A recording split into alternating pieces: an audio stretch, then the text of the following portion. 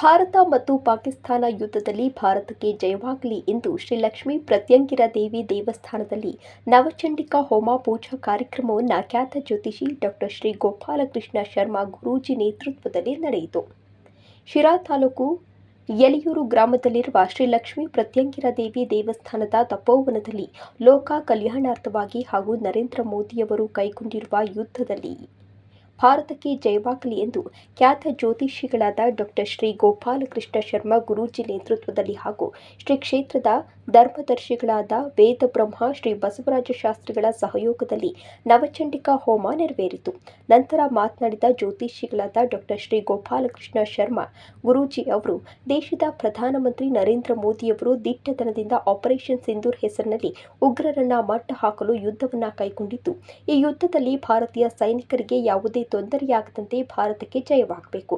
ದೇಶದ ಒಳಿತಿಗಾಗಿ ತಮ್ಮ ಜೀವದ ಹಂಗನ್ನ ತೊರೆದು ದೇಶ ಕಾಯೋ ನಮ್ಮೆಲ್ಲರ ನೆಚ್ಚಿನ ಯೋಧರ ಹಾಗೂ ದೇಶ ನಡೆಸುವ ಹೆಮ್ಮೆಯ ಪ್ರಧಾನಮಂತ್ರಿ ನರೇಂದ್ರ ಮೋದಿಜಿಯವರ ಒಳಿತಿಗಾಗಿ ಈ ವಿಶೇಷ ನವಚಂಡಿಕಾ ಹೋಮ ಹವನ ಪೂಜಾ ಕಾರ್ಯಕ್ರಮಗಳನ್ನು ನೆರವೇರಿಸಲಾಗಿದೆ. ಯುದ್ಧದಲ್ಲಿ ಪಾಲ್ಗೊಂಡ ಸೇನಾನಿಗಳಿಗೆ ಕ್ಷೇಮವಾಗಲಿ, ಲೋಕದ ಸಮಸ್ತ ವ್ಯಕ್ತಿಗಳಿಗೆ ಸುಭಿಕ್ಷವಾಗಲಿ ಎಂಬ ಉದ್ದೇಶದಿಂದ ನವಚಂಡಿಕಾ ಹೋಮ ಮಾಡ್ತಿದ್ದೇವೆ. ಭಾರತೀಯರ ನೋವು ಶಾಂತವಾಗಬೇಕು, ರಕ್ಕಸರ ಸಂಹಾರವಾಗಬೇಕು ಎಂಬುದೇ ಇದರ ಉದ್ದೇಶವಾಗಿದೆ ಎಂದು ತಿಳಿಸಿದರು.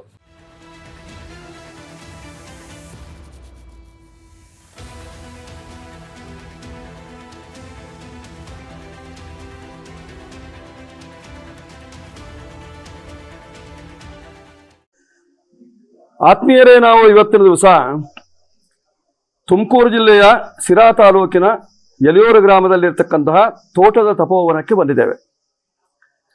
ತುಂಬ ವಿಶೇಷವಾದಂತಹ ಲಕ್ಷ್ಮೀ ಪ್ರತ್ಯಂಗಿರಾ ದೇವಿಯ ದೇವಸ್ಥಾನದಲ್ಲಿ ಸಾಧಾರಣವಾಗಿ ಪ್ರತಿ ದಿವಸವೂ ಜಪಯಜ್ಞ, ಹೋಮಾದಿಗಳು ಹಾಗೂ ಪಾರಾಯಣ ಮತ್ತು ಭಕ್ತರಿಂದ ವಿಶೇಷವಾಗಿ ಅರ್ಚನೆ ಇತ್ಯಾದಿಗಳೆಲ್ಲವೂ ಸಹಿತವಾಗಿ ನಡೀತಾನೆ ಇರ್ತದೆ. ಇಂದು ತುಂಬ ವಿಶೇಷವಾದಂತಹ ದಿವಸ.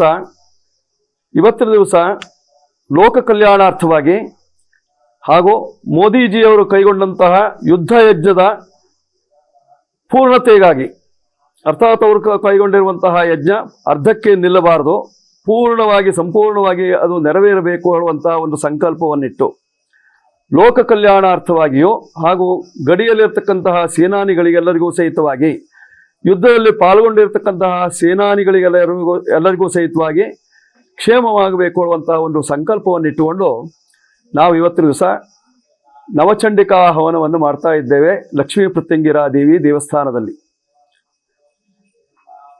ನಾವು ಕೈಗೊಂಡಂತಹ ಈ ಯಜ್ಞಯಾಗಾದಿಗಳು ಮಾತ್ರ ಅಲ್ಲ, ಲೋಕದಲ್ಲಿರ್ತಕ್ಕಂತಹ ಸಮಸ್ತ ವ್ಯಕ್ತಿಗಳಿಗೂ ಸಹಿತವಾಗಿ ಸುಭಿಕ್ಷೆ ಆಗಬೇಕು. ಅದರಲ್ಲೂ ನಮ್ಮ ಭಾರತೀಯರಿಗೆ ಆಗಿರ್ತಕ್ಕಂತಹ ಏನು ನೋವಿದೆಯೋ ಆ ನೋವು ಎಲ್ಲವೂ ಸಹಿತವಾಗಿ ಶಾಂತವಾಗಬೇಕು. ಜೊತೆಯಲ್ಲಿ ನಮ್ಮ ಪ್ರಧಾನಿಗಳಾಗಿರ್ತಕ್ಕಂತಹ ಮೋದಿಜಿಯವರು ಕೈಗೊಂಡಿರ್ತಕ್ಕಂತಹ ಯುದ್ಧ ಯಜ್ಞ ಸಂಪೂರ್ಣವಾದಂತಹ ಫಲವನ್ನು ಕೊಡಬೇಕು ಅನ್ನುವಂಥ ಒಂದು ಸಂಕಲ್ಪ. ಈ ಚಂಡಿಕಾ ಹೋಮದ ಉದ್ದೇಶವೇ ಅದಲ್ವೇ? ಯಾಕೆಂದರೆ ಲೋಕಕಂಟಕರಾಗಿರ್ತಕ್ಕಂತಹ ರಕ್ಕಸರನ್ನೆಲ್ಲರೂ ಕೊಲ್ಲಬೇಕು ಅನ್ನುವಂತಹ ಸಂಕಲ್ಪದಿಂದ, ಅವ್ರನ್ನೆಲ್ಲರನ್ನು ಮುಗಿಸಬೇಕು ಅನ್ನುವಂತಹ ಸಂಕಲ್ಪದಿಂದ ಮಹಾಕಾಳಿ, ಮಹಾಲಕ್ಷ್ಮಿ, ಮಹಾಸರಸ್ವತಿಯರು ದೇವಾನುದೇವತೆಗಳ ಅನುಗ್ರಹದೊಂದಿಗೆ ಚಂಡಿಕಾ ದುರ್ಗಾ ಸ್ವರೂಪವನ್ನು ತಾಳಿದವರಾಗಿ ಲೋಕದಲ್ಲಿರ್ತಕ್ಕಂತಹ ಅಸುರರನ್ನೆಲ್ಲರನ್ನೂ ಸಹಿತವಾಗಿ ಸಂಹಾರ ಮಾಡಿರ್ತಕ್ಕಂತಹ ವಿಶೇಷತೆಯನ್ನು ನಾವು ಚಂಡಿಕಾ ಪಾರಾಯಣದಲ್ಲಿ ಕೇಳ್ತೇವೆ, ಓದುತ್ತೇವೆ. ಜೊತೆಯಲ್ಲಿ ಚಂಡಿಕಾ ಹೋಮವನ್ನು ನೋಡ್ತೇವೆ, ಮಾಡ್ತೇವೆ. ಇವತ್ತು ಮಾಡ್ತಾ ಇರ್ತಕ್ಕಂತಹ ಈ ಚಂಡಿಕಾ ಹೋಮವು ಸಹಿತವಾಗಿ ಲೋಕ ಕಲ್ಯಾಣವಾಗಿ, ಅದಲ್ಲದೆ ವಿಶೇಷವಾಗಿ ಯುದ್ಧದಲ್ಲಿ ಯಾವುದೇ ರೀತಿಯಾದಂಥ ಅವಘಡಗಳು ನಮ್ಮ ಭಾರತೀಯರಿಗೆ ಉಂಟಾಗಬಾರದು ಅನ್ನುವಂಥ ಒಂದು ಸಂಕಲ್ಪವನ್ನು ಇಟ್ಕೊಂಡು ಮಾಡ್ತಾ ಇದ್ದೇವೆ. ಇದರಿಂದ ಎಲ್ಲರಿಗೂ ಸಹಿತವಾಗಿ ಸುಭಿಕ್ಷೆಯಾಗಲಿ, ಮೋದಿಜಿಯವರು ಕೈಗೊಂಡಂತಹ ಈ ಯುದ್ಧ ಯಜ್ಞ ಸಂಪೂರ್ಣವಾಗಿ ನೆರವೇರಲಿ ಅಂತ ಎಲ್ಲರೂ ಸಹಿತವಾಗಿ ನಾವು ಪ್ರಾರ್ಥನೆಯನ್ನು ಮಾಡೋಣ. ನೀವು ಪ್ರಾರ್ಥಿಸಿಕೊಳ್ಳಿ, ನಾವು ಸಹಿತವಾಗಿ ಜಗನ್ಮಾತೆಯನ್ನು ಪ್ರಾರ್ಥಿಸ್ತಾ ಇದ್ದೇವೆ. ಎಲ್ಲರಿಗೂ ಶುಭವಾಗಲಿ.